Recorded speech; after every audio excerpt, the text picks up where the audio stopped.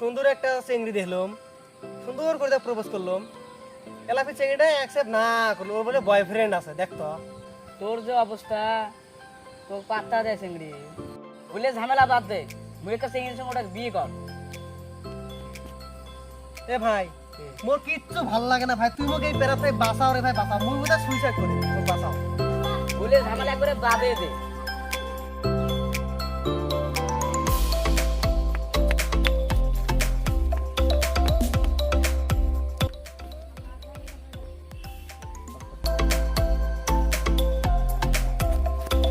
দোস্ত তোর গার্লফ্রেন্ডের খবর কি রে?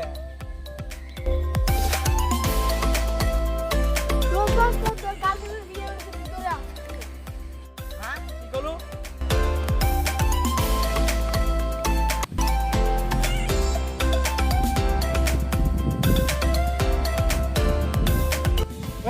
ইনজামুল গেল রে ভাই, ও কাটক দেও রে, ওর গার্লফ্রেন্ডের বাদ গেল।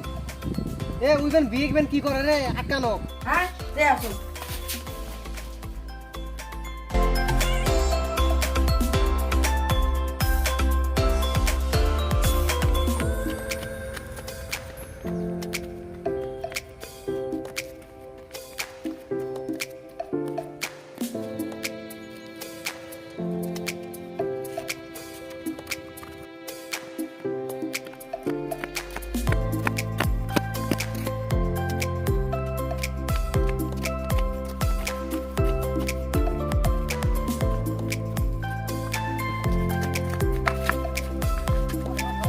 মুখ সাইড দাও রে, মুই কতদিন খাই বিয়ে খাম না, ওর গার্লফ্রেন্ড মুই বিয়ে খামো।